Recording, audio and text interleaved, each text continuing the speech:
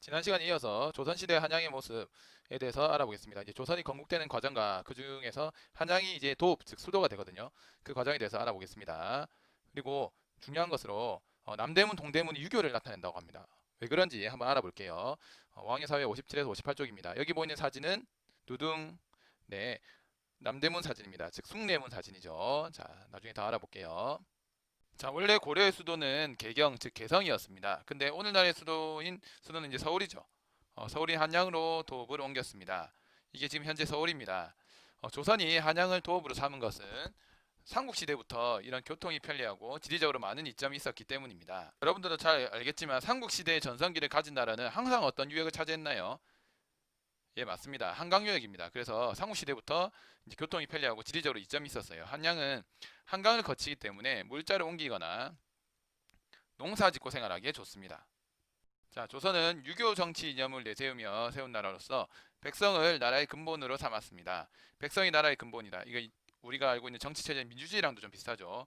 자, 유교라는 것은요, 공자의 가르침을 따르며 나라의 충성, 부모에게 효도하는 것 같은 예의를 중요시하는 그런 종교입니다. 이제 고려 시대 때는 불교가 많이 우세했는데 조선 시대 때는 이제 유교가 대세가 됩니다. 그래서 중요한 말이 유교라는 말이 중요하고요. 백성이라는 말이 중요합니다. 그래서 이에 따라 왕과 관리들은 백성을 위한 정치를 하려고 노력했습니다. 백성을 위한 정치. 특히 왕은 충성스러운 신하, 충성이란 가치관, 신하를 뽑고 신하들은 바른 정치를 펼치려고 노력했습니다. 백성들도 마찬가지로 나라에 충성하고 맡은 일에 최선을 다하는 태도가 강조되었습니다. 자, 이게 조선시대 한양의 모습인데요. 한번 좀 간단하게 살펴볼게요. 먼저 조선의 궁궐인 경복궁부터 한번 살펴볼게요. 조선을 건국한 태조는 즉위 3년째가 되던 해 새 궁궐을 지을 것을 지시했다. 당시 재상인 정도 큰 복을 누리라라는 뜻을 가져 경복궁으로 명명됐다. 이 경복궁을 중심으로 이제 조선의 사대문이 있습니다. 여기 북쪽에는 숙정문이 있고요. 여러분들 제일 잘 아는 숭례문, 여기가 남대문입니다. 그리고 동대문, 동쪽에 있죠. 흥인지문이라고 합니다. 그리고 도내문, 서쪽에 있는데 지금은 남아있지 않아요. 자, 이렇게 조선의 사대문이 있는데요. 한번 좀 더 자세히 알아보도록 하겠습니다. 그래서 이런 생각을 담아서, 유교의 생각을 담아서 궁궐과 도성의 사대문을 각각 유교에서 강조하는 덕목으로 이름 붙였습니다. 이제 경복이 쓰인 경복궁이 임금이 덕으로서 나라를 다스려 만년 동안 큰 복을 누리라는 뜻으로, 이제 복을 누리라는 뜻으로 경복궁이고요. 예의를 높여 소중히 여기라는 뜻으로 지은 숭례문이 대표적입니다. 자, 여기 우리가 잘 알고 있는 숭례문, 쉽게 얘기하면 남대문이라고도 하죠. 이 숭례문 남쪽에 있기 때문에 남대문인데, 이 숭례문은 남쪽 문으로서 예의를 존중한다.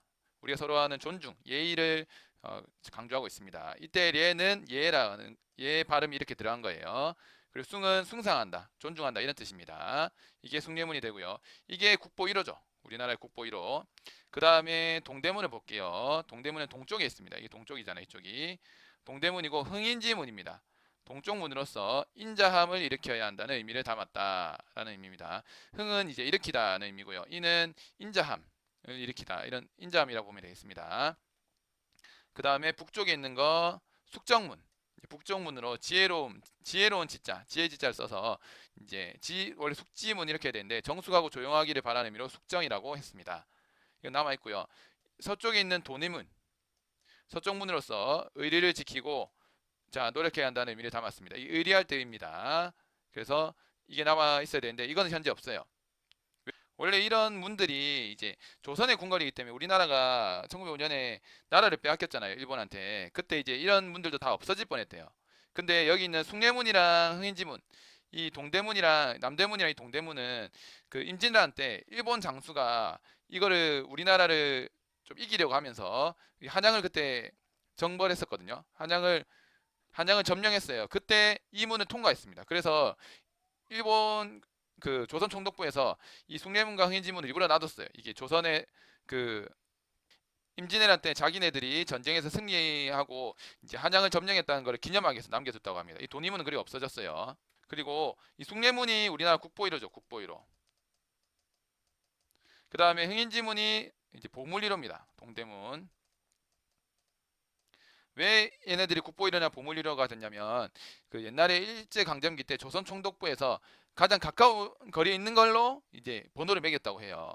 그래서 조선 총독부가 그 경복궁 근처에 있었잖아요. 그러다 보니까 이제 숭례문이 국보일화 되고 흥인지문, 동대문이 보물일어가 된 거예요. 그래서 국보와 보물의 뭐 번호 순서는 크게 중요하지 않다. 일본에서 이렇게 붙인 거기 때문에 크게 뭐 1번이 좋고 2번이 안 좋은 거 그런 것이 아니다. 1번일수록 좋은 것이 아니다. 그런 것들을 알아두면 되겠습니다. 그래서 정리를 하면 조선은 유교의 국가고 이런 유교의 정신이 한양이 도읍이 되면서 그리고 사대문 같은 데도 다 잘 남아있다. 이런 것들 알아두면 되겠습니다. 한양의 사대문은 유교에서 사람이 마땅히 갖춰야 할 5가지의 덕목인 인이 예지신에서 이름을 땄어요. 인자하고 의롭고 예의 바르고 지혜롭고 믿음이 있어야 한다는 뜻으로 이름이 지어졌어요. 그래서 인의 예지신이 이제 유교에서 강조하는 것들인데 이 우리가 평상시에도 중요하는 거죠. 아직 조선의 조선 유교 국가였는데 그런 영향이 남아 있기 때문에 지금까지도 이런 것들은 중요시하게 여겨지고 있습니다. 자, 그러면 인의 예지신이라고 했는데요. 인자함 그다음에 의리의, 그다음에 예의예, 그다음에 지혜지하는데 신은 어디 있을까요? 신. 여기 있는 신. 혹시 아는 사람? 힌트를 하나 주자면 우리가 새해가 되면 종이 땡땡 이렇게 울리는데 혹시 어딘지 알고 있나요? 네, 바로 보신각에서 신자를 썼습니다. 보신각종 이런 거 들어봤죠?